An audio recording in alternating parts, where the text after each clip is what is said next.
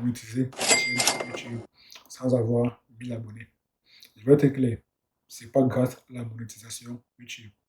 Car pour monétiser sur YouTube, il faut avoir soit 1000 abonnés et 4000 heures de visionnage les 365 derniers jours, ou alors avoir 1000 abonnés et 10 millions de vues short les 90 derniers jours. Et comme tu as moins de 1000 abonnés et que tu veux être monétisé très rapidement sur YouTube, alors il va falloir être très stratégique. Et le meilleur moyen de gagner de l'argent avec ta chaîne YouTube, quand on a moins de 1000 abonnés, c'est de vendre un produit ou un service.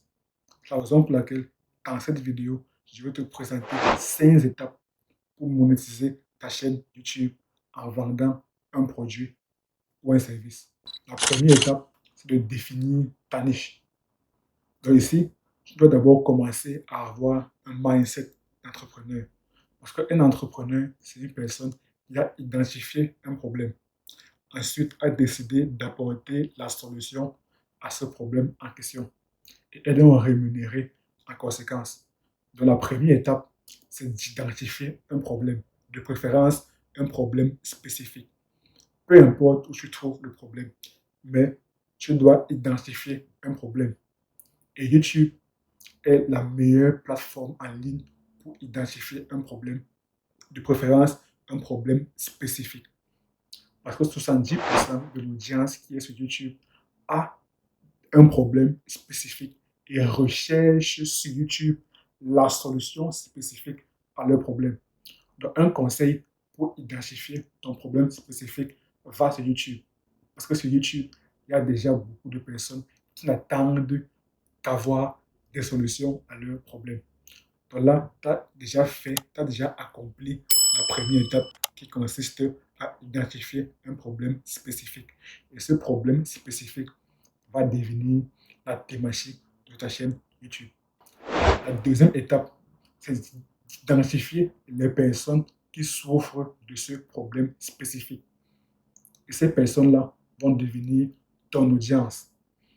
Donc pour définir ta chaîne, tu as besoin de deux choses. Première chose, identifier un problème spécifique qui est ta thématique. Et la deuxième chose, c'est d'identifier les personnes qui souffrent de ce problème spécifique. Et ces personnes-là vont devenir ton audience. Ensuite, tu dois maintenant trouver la solution à ce problème spécifique. Donc là, tu dois maintenant créer un produit ou bien un service qui va répondre au problème spécifique de ton audience. Tu dois faire ce travail avant même de créer des vidéos. Parce que les vidéos que tu vas créer là auront pour unique but de drainer du trafic vers les produits ou services que tu auras créés. Donc, ce que tu viens de faire, c'est tout simplement le processus de tout entrepreneur. Tu as identifié un problème, tu as identifié les personnes qui souffrent de ce problème et maintenant, tu as créé la solution au problème spécifique pour les personnes qui souffrent de ce problème spécifique.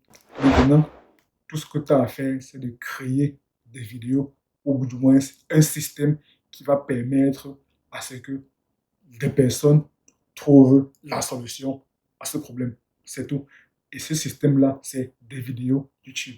Donc, les vidéos YouTube n'ont pour unique but de drainer du trafic vers tes produits ou services. La deuxième phase, c'est la phase de recherche.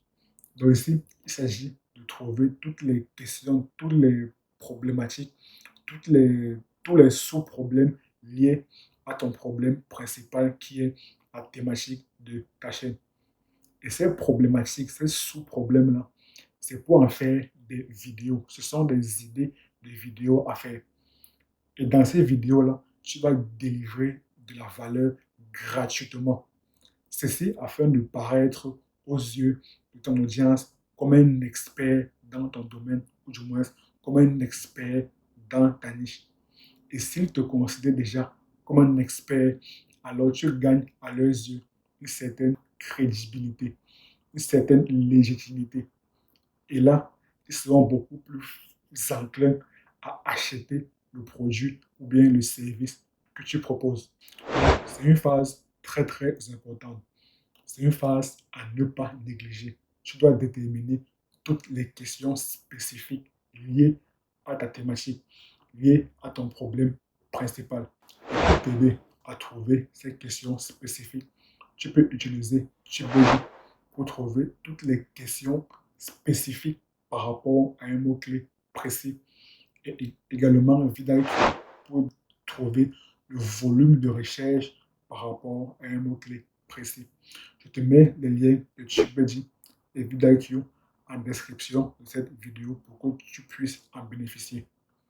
Le troisième élément, c'est le packaging, à savoir la miniature et le titre. Donc, dès que tu as trouvé l'idée de vidéo à faire, maintenant, tu dois faire ta miniature. Parce que la miniature, c'est le premier élément que les spectateurs regardent. Et ta miniature doit directement l'engager. Ta miniature doit directement l'intéresser. Ensuite, tu fais ton titre. Ton titre doit renforcer l'engagement créé par ta miniature. Et également, ton titre doit être une question spécifique, un problème spécifique de ton audience. Donc, ton titre doit contenir des mots-clés. C'est la raison pour laquelle il est préférable d'utiliser des outils tels que TubeBuddy et VidIQ pour avoir des questions spécifiques et également des mots-clés spécifiques. Je te répète, les liens de VidIQ et TubeBuddy sont en description. Quand tu as fait un bon titre et quand tu as fait une bonne miniature, alors là, tu as un taux de clic élevé. Et ainsi, YouTube va davantage recommander ta vidéo à de plus en plus de personnes et spécifiquement à de plus en plus de personnes de ton audience. Et ainsi, tu auras beaucoup plus de vues. Et qui dit beaucoup plus de vues, dit beaucoup plus de trafic. Et qui dit beaucoup plus de trafic, dit naturellement beaucoup plus de ventes. Si bien sûr, tu as un taux de conversion assez correct ou bien assez élevé. Bref, si tu as beaucoup plus de trafic et que tu as un même taux de conversion, alors naturellement, tu auras beaucoup plus de ventes. La quatrième étape, c'est le call to action, l'appel à l'action. Rappelle-toi, ton but, c'est de vendre ton produit ou ton service. Donc, ton call to action n'est pas d'avoir beaucoup d'abonnés. Non, tu n'es pas un YouTuber. Tu es une personne, tu es un entrepreneur qui essaye de vendre son produit. C'est tout. Donc, ton call to action doit être une incitation à aller acheter ton produit et non une incitation à s'abonner. Du moins, ton call to action principal n'est pas une incitation à s'abonner, mais plutôt une incitation à aller acheter ton produit. Et également, ton call to action, ton appel à l'action, doit être placé de manière stratégique, pas en début de vidéo et pas également en fin de vidéo. Pas en début de vidéo parce que tu n'as pas encore assez délivré de valeur, dont ton audience n'est pas encore assez engagée. Si tu places ton call to action, si tu places ton appel à l'action d'aller acheter ton produit ou ton service en début de vidéo, alors ton audience percevra cela comme un acte d'égoïsme. Donc, comme si tu faisais des selfish content. Et Gary Vee avait dit, l'erreur que font 99% des créateurs, c'est qu'ils font des contenus égoïstes. Et mettre ton appel à l'action en début de vidéo sans avoir délivré ne serait-ce qu'un peu de valeur sera perçu comme un acte d'égoïsme. Sera perçu comme un acte égoïste. Donc, pas d'appel à l'action en début de vidéo, ni même en fin de vidéo. Parce qu'en fin de vidéo, très très peu de personnes regardent la vidéo jusqu'au bout. Parce que la courbe de rotation naturellement baisse. Donc, également, pas d'appel à l'action en fin de vidéo. La raison pour laquelle le call to action, l'appel à l'action, doit être placé de manière stratégique. En fait, ta vidéo sur la formule AIDA, utilisée en marketing ou bien en copywriting. Le premier A, c'est pour attention. Donc, tu crées de l'attention à travers ta miniature et ton titre, et même ton hook. Le I, c'est pour l'intérêt. Tu suscites de l'intérêt. Ça, c'est à travers ta vidéo. Le D, c'est pour désir. Donc, tu crées du désir à travers un appel à l'action qui incite ton audience à aller plus loin pour acheter ton produit. Et le A, c'est pour action qui consiste à acheter ton produit. Et ici, le D, le D dans le désir, c'est crucial parce que c'est la dernière étape avant d'acheter ton produit. Donc, tu devrais placer ton call to action de manière stratégique, non en début de vidéo, non en fin de vidéo. Ton call to action principal consiste à inciter des personnes à acheter ton produit ou ton service et non à gagner des abonnés. Certes, gagner des abonnés sur YouTube, c'est important, mais ce n'est pas ton call to action principal. Ça peut être secondaire, donc tu peux le faire après. Mais ton premier call to action, c'est inciter des personnes à acheter ton produit. La cinquième étape, c'est d'optimiser ta vidéo sur YouTube.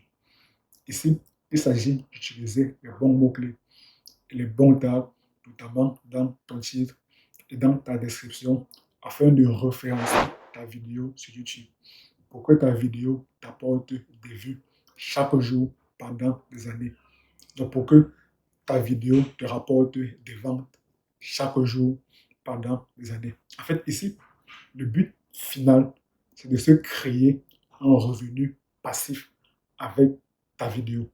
Donc, bien référencer sa vidéo sur YouTube est crucial pour générer des ventes avec son produit.